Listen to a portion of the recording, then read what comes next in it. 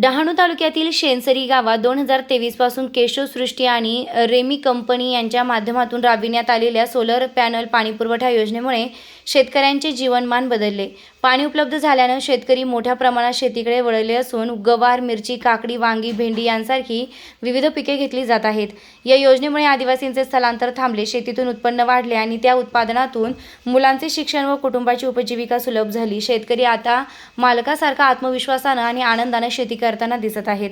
योजनेची पाहणी करताना केशवसृष्टी व रेमी कंपनी काशा केंद्राचे प्रमुख विनोद भोये सर तसेच विस्तार अधिकारी दिनेश भुसारा उपस्थित होते. यावेळी शेतकरी कमलेश भुसारा यांनी केशवसृष्टी आणि रेमी कंपनीचे मनापासून आभार मानले. केशवसृष्टी आणि रेमी कंपनीकडून शेतकऱ्यांना दिलासा. शेनसरी शेतीचा नवा अध्याय. निर्भीड पोलीस टाइम न्यूजसाठी प्रतिनिधी चिंतामण सावर, डहाणू. तर माझे नाव चिंतामण सावर. डहाणू तालुक्यातील शेनसरी गाव या ठिकाणातून आम्ही सर्कलपाडा या ठिकाणी या ठिकाणी ग्रामस्थ शेतकरी आम्ही जमलेले आहे आणि ग्रामसृष्टी विकास व रेमी कंपनी. माझे नाव चिंतामण सावर.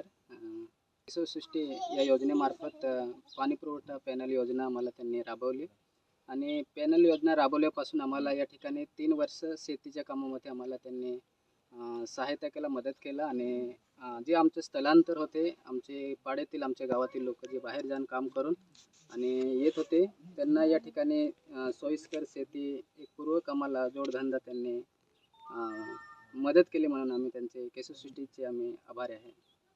सृष्टी आणि आम्ही रेमी केशवसृष्टीचे आणि आम्ही रेमी कंपनीचे आम्ही आभारी आहे, कारण त्यांनी आम्हाला या गावातील आम्हाला पाणी पुरवठ्याची योजना. नमस्कार, मी कमलेश सीताराम भुसारा, सर्कलपाडा गावातील एक शेतकरी आहे आणि आम्ही कित्येक वर्षापासून आम्ही बाहेर जाऊन रोजगार करायचो, परंतु मागील 3 वर्षा अगोदरपासून आम्हाला रेमी कंपनी आणि केशवसृष्टीमार्फत आमच्या 18-19 शेतकऱ्यांची दखल घेऊन त्यांनी मागील 3 वर्षा अगोदरपासून आम्हाला जो काही सोलर पॅनल बसला, आज आमची 19 शेतकऱ्यांची प्रगती झाली आहे. तसेच जे काही स्थलांतरामुळे आमच्या मुलांचे नुकसान व्हायचे ते आता चांगल्या प्रकारे मुलंही शिकतात आणि शेतकऱ्यांची प्रगती झाली आहे. म्हणून मी रेमी कंपनीचे आणि केशवसृष्टीचे आभार मानतो. धन्यवाद.